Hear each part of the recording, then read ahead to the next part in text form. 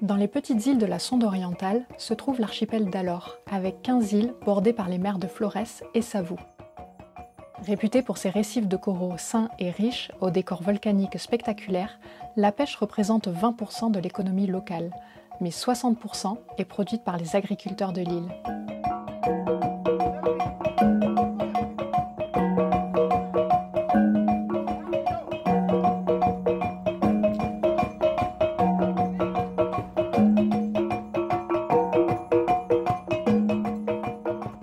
Ce sont donc près des montagnes isolées de Calabaï que nous partons à la rencontre des Abui.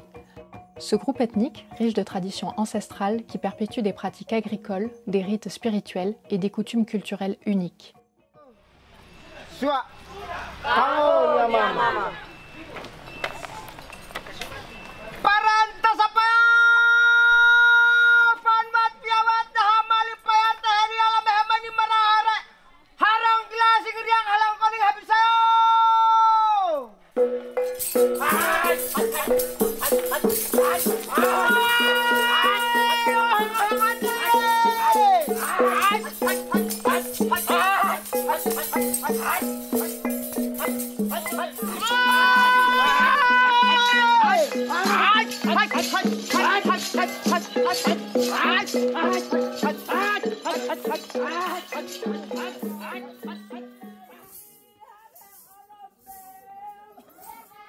Leur mode de vie est étroitement lié à la terre, à la nature et à leurs ancêtres. Les Abui sont principalement des agriculteurs de subsistance, cultivant des produits essentiels tels que le maïs, le manioc, les haricots et le taro. Leur agriculture de montagne, marquée par l'utilisation du brûlis, est accompagnée de rituels sacrés pour assurer des récoltes abondantes. Chaque étape du processus agricole, de la préparation des champs à la récolte, est reliée à des rituels de purification et de protection. Avant de planter, les anciens demandent la permission aux esprits de la terre et des offrandes sont faites pour garantir la fertilité des sols.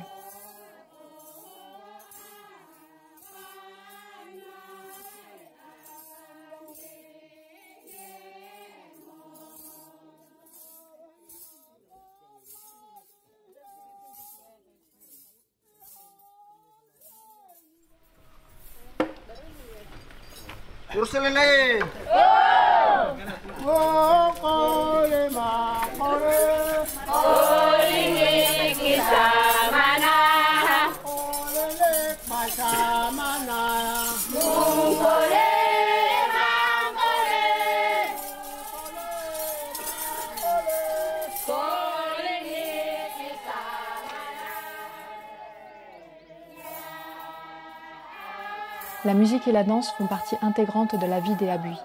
Les chants polyphoniques sont utilisés pour exprimer la culture, les croyances et les émotions collectives. Les danses traditionnelles, comme la Lego-Lego, où les danseurs se tiennent en cercle, symbolisent l'unité de la communauté et la force de l'esprit collectif. Ces danses sont présentes lors de célébrations agricoles, de mariages et de rites initiatiques.